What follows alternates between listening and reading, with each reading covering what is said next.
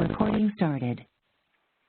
Hello, this is a briefing of the ballot counter's role for the National Management Association's High School Leadership Speech Contest. The main function of the ballot counters are to collect the ballots and the timekeeper reports, convert the judges' scores into ranking, and summarize those rankings to determine the outcome of the contest. So let's look at the forms and walk through the process step by step. At the beginning of the contest, you'll be given a list of judges' names. That way, when the speaking portion of the contest is done, you'll know how many judges to collect ballots from. The chief judge will have a tiebreaker ballot, and it will be in an envelope marked tiebreaker. So you'll collect those ballots, and you'll collect the timekeeper's report. The timekeeper will list the minutes and seconds that each competitor spoke, and they'll circle those that went below the minimum of 3 minutes 50 seconds or above the maximum of 6 minutes 20 seconds. Once you go into the ballot counting room, you will assess penalty points for any that they've circled as going above or below the limits. Here are the penalty points. Speaker A spoke below the minimum, 2-point penalty.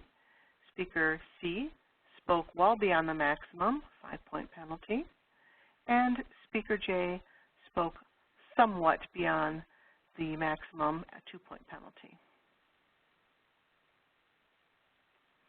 So let's look at the judges' ballots. The judges will come up with scores for each student and then total those scores. The first judge was very generous and gave top scores to all the students A through E, and also gave very high scores to F through J. The slot for Speaker K was not used because that speaker did not show up on that night. When this judge totaled up her scores, she found that she had ties. She had a 5-way tie for first place and a 5-way tie for second place. And rather than turn it in that way, she scratched out some of those scores and gave a different total based on her impressions of the speech. So we don't question how she decided to come up with that. Whatever she came up with, that's her total score. But we are going to assess the penalty points for Speaker A, C, and J. You'll do this manually, but I have a spreadsheet here, so I'll just use those capabilities. All right, let's look at Judge B. You'll notice Judge B gave very low scores to all the students. That's okay, because the contest is not won by highest score, it's won by highest total rankings. So let's get those penalty deductions in and recalculate the scores. Judge C's ballot had a couple of weird things about it. He, for some reason, did not enter the final scores for F and G, and he entered only the final score for H, I, and J. Again, we're not going to concern ourselves with how he came up with those numbers, but we do need to add up the numbers for F and G.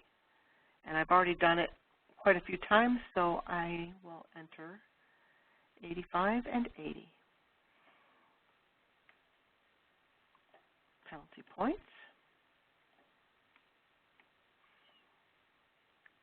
And summarize.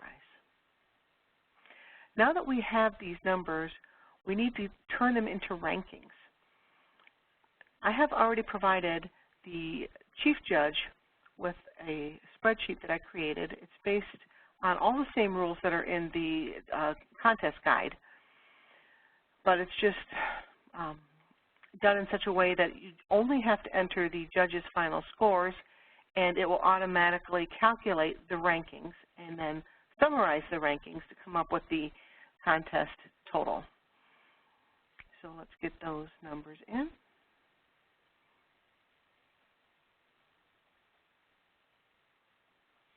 I'd like you to enter the judges' names, and that way if there's any question and we have to refer back, then we know which scores went with which ballot.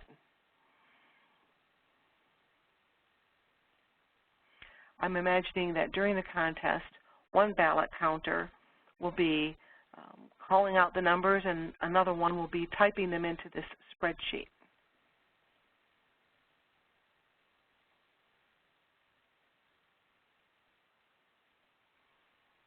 All right, almost done.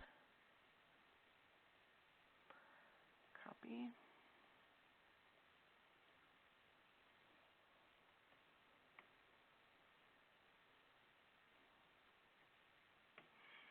Okay. Now you'll notice that after the scores were entered in the first grid, grid A, they were automatically converted into rankings in grid B. So we've got the highest score is ranked at 11. That's based on 11 students being in the contest.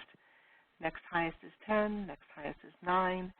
For Crispin, we see that he had a tie for first place. So since we couldn't give an 11 and a 10, both of the ones who tied got a 10. That's according to the official rules. Notice that the top 3 for each judge are highlighted, and those ones that were highlighted are brought down to the grid C. We're going to tally the top 3 for all the judges to come up with the contest result. Now in this case, Speaker D is clearly the third place winner, but Speaker B and C have tied. So now we'll need to go to the tiebreakers ballot and see what the tie-breaking judge ranked those students as. We're only going to look at Speaker B and C because those are the ones that are tied. She ranked them 8 and 5. 8 and 5.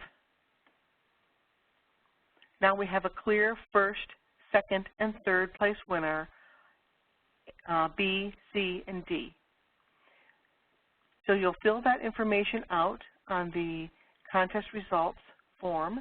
The chief judge will sign it, and you'll give that to the contest director. That's me.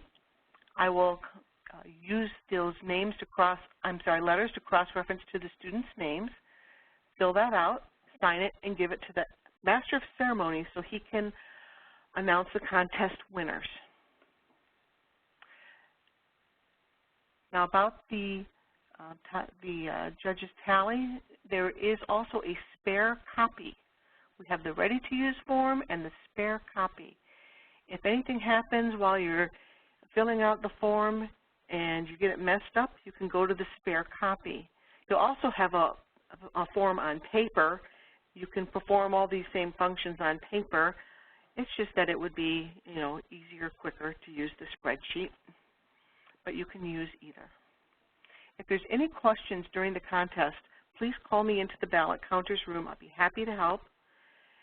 And that ends the briefing. Thank you very much for volunteering. I really appreciate it, and I'm looking forward to seeing you on the night of the contest.